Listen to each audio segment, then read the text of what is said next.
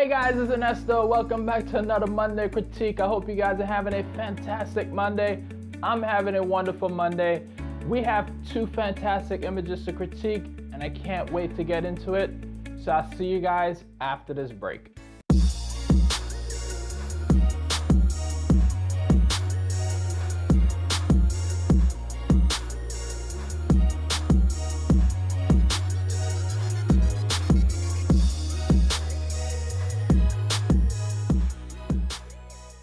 If you guys want to submit your image to be critiqued, please join our Facebook group. It's called Fine Art Photography and Modeling. In that group, I created a specific thread where you could submit your images to be critiqued. All right, guys, welcome back. So we're gonna get straight into it. So the very first image that we're gonna critique was submitted by this gentleman. Thank you very much, Carlos, for submitting your image. If you recognize that name, that is because his image was critiqued last week. So thank you very much, Carlos, for submitting yet another image to critique this week. All right, guys, so let's jump into the light for this particular image. So when I'm looking at this image, the very first thing I always want to look for is the main source of light. So the main source of light for this particular image appears to be coming from camera left. Now, I'm not really sure if Carlos used a modifier on this light or not, or if he just used a bare light, but I guess it doesn't really matter for this particular image. What really matters is if the light is hitting the particular area that you want it to hit. Now, when I look at this image, I see that the light is concentrated on the back of the subject. Now, I understand that the subject has like some nice clothing here that highlights a particular area.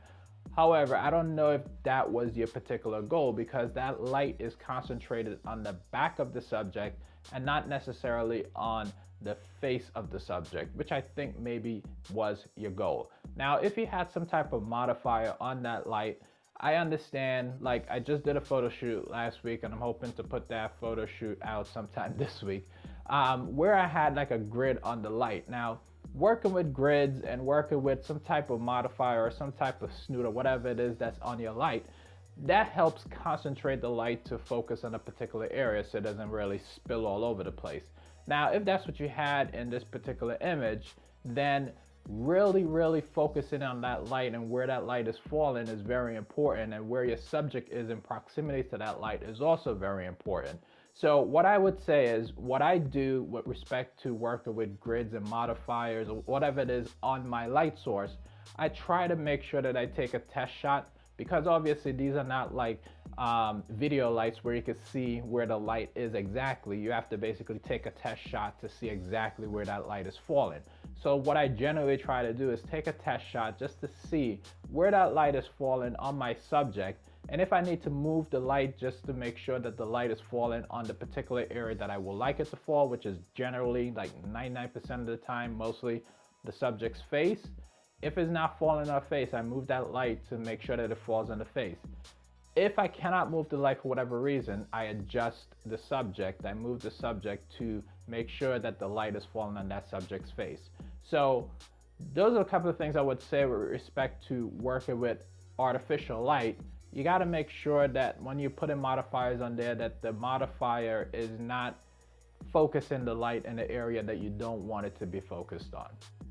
So another thing that I noticed with respect to the light in this image is that the light is a tad bit overexposed. Now, obviously you could adjust that a little bit in post. So going back to what I said earlier about taking test shots, I mean, when you take a test shot and you look at the back of your camera, you can utilize a couple of tools, right, in your camera to help you out with figuring out if your light is a little bit overexposed. You have your histogram that could help you, will tell you if your light is overexposed. Now, because you have a black background, your histogram can definitely help you out and let you know if you're overexposing your image or not. That's one tool. The other tool that you can use is the highlight indicator that's built into most cameras. Now, I'm not a geek on cameras and whatnot, but I'm pretty sure for most cameras, like a highlight indicator is in most cameras. So I would utilize one of those two tools to help you to figure out if your image is overexposed. Now, I generally just judge it by looking at it, and that just comes with, you know, taste and experience and whatnot. figuring out what you like and how you like your images. But if you utilize those two tools, it will help fine tune your eye to help you figure out if the image is overexposed or not. So I hope that was helpful. Let's move on to the next section. All right, so now let's move on to the pose in this image. So from a posing perspective, one of the very first things I always do, or what helps me with building the structure of my pose, is the light. Very first thing that I always focus on is where is my main light? And then once I figure that out, I figure out where I need to position my subject. Now, given that your light source is coming from camera left, okay? The positioning of the subject's head, it would be my first thing with respect to building my pose.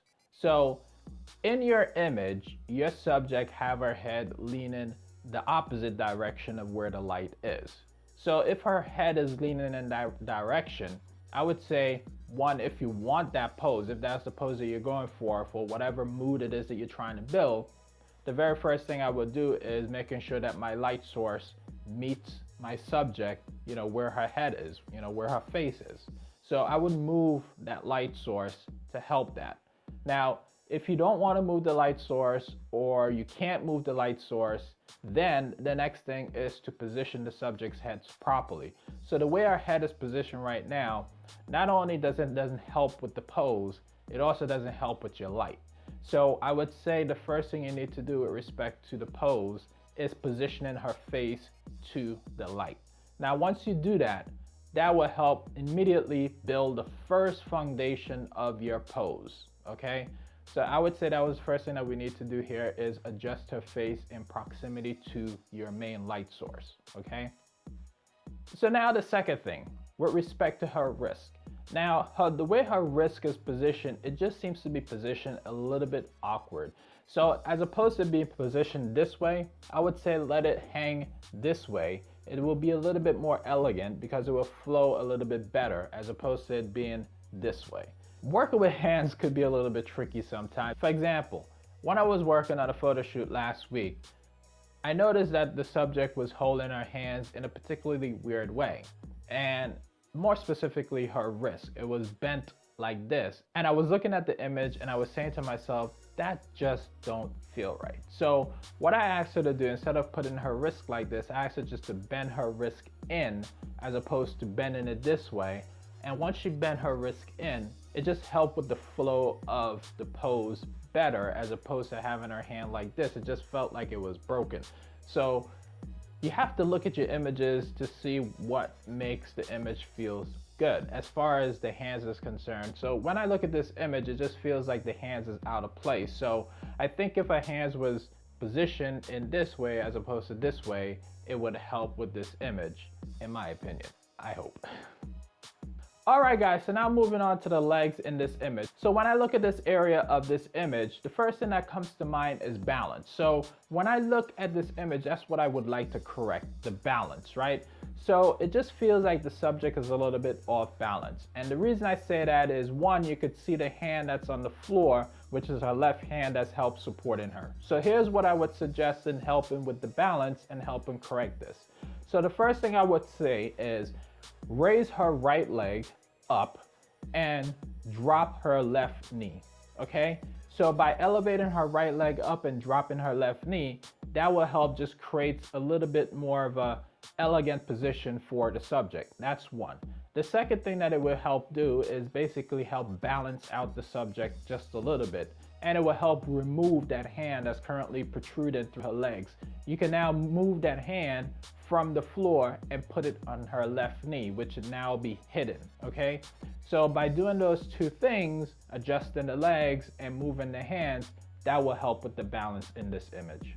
So overall, those are the things that I would say with respect to the posing, and I hope it was helpful. All right, guys, so now moving on to the composition in this image. So I don't really have much to say with respect to the composition. I think the composition is fairly okay in this image, but this is more of an FYI. And I say FYI because I do it in most of my images, not all my images. And the reason I say it's an FYI because it's more in the back of your head, right? So if you're doing a portrait for a client or you're doing a portrait for your personal work, whatever it is, I generally always try to keep like some type of negative space somewhere in my image, because in the back of my mind, I'm always saying, yeah, this is the one. This is the one that the magazine is gonna call me for and say, hey, I want this one in the magazine. And then when they put it in the magazine, they might want some negative space or whatever. But I always try to keep that in the back of my head to say, okay, this might be the one. You know, this might be the one that the magazine called me about. So that's just more of an FYI when you're creating images, is to simply to, you know, always in the back of your mind, just to say, okay, keep like some negative space that complements the image nicely. And once you have that negative space, if you know, a magazine was to call you up and say, hey, I want to publish your image, then you have that negative space for print. So that's it. I really didn't have much more to say about your composition. I think it's fairly okay. All right, guys, now moving on to image number 2. So this image was submitted by this gentleman. Thank you very much, James, for submitting your image. It's been a while, so thank you for submitting your images. All right, so now let's get into light in this image. So from a lighting perspective, I think James did a wonderful job with the lighting. I mean, I really can't say much. I can't decipher if he just used natural light, if he used artificial light. I think it's natural light, but correct me if I'm wrong, James. But I think he did a fairly good job in balancing that light and your subject. So beautiful job there. I don't really have much more to say about it. It's pretty well done. All right, so now let's move on to the posing in this image. So from a posing perspective, this pose kind of reminded me of a pose that I did in this video. Go check it out. It's a video that I did, I think it's about 2 years ago. I might be wrong about that. So in this pose, let's talk about a couple of things that James did in this pose that I really, really liked. So the first thing that he did here was basically, let's start from the bottom. I usually start from the top. Let's just start from the bottom.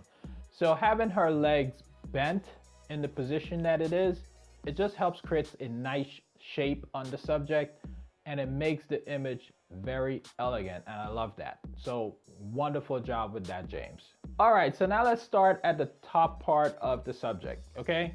So on the top part of the subject versus the bottom part, when I look at the top part, I feel like the top part of the subject is very strong.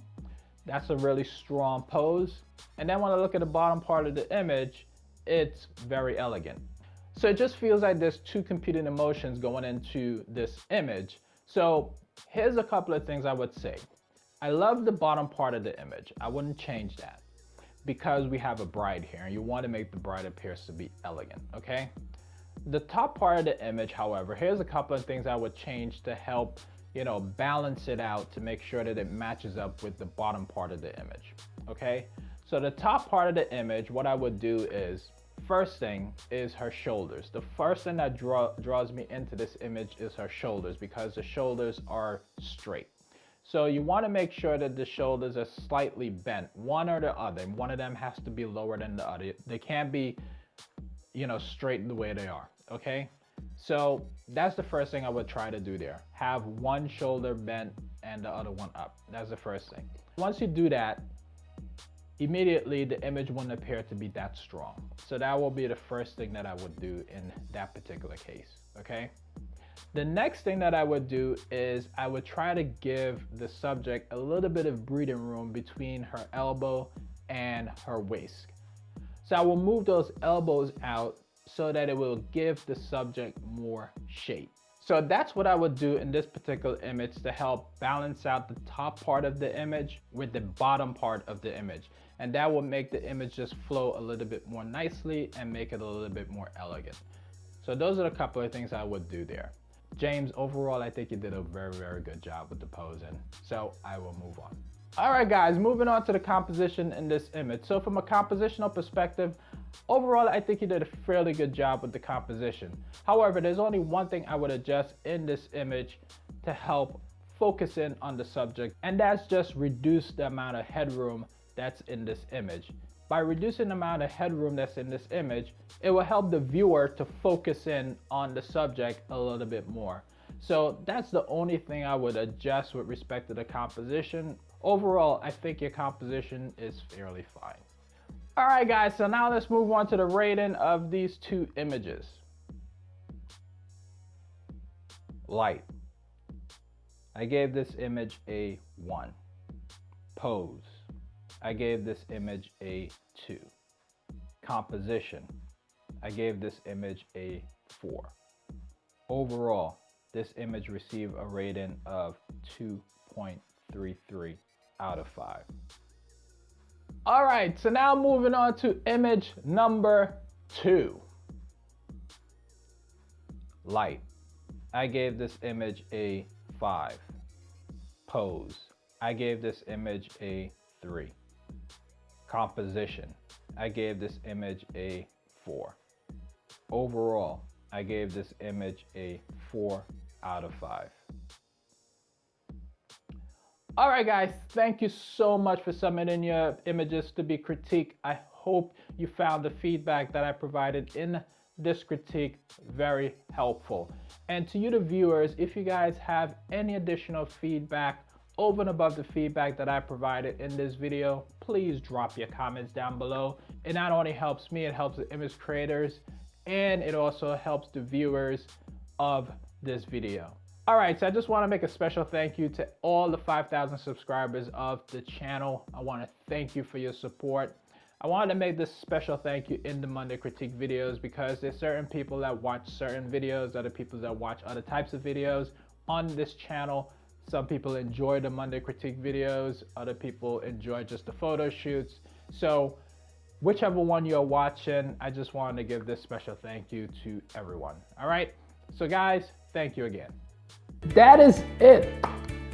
Thank you very much for watching this video, guys. If you enjoyed it, hit that thumbs up button, share this video with your friends and family, and please put some feedback down below and let me know what you think about this video.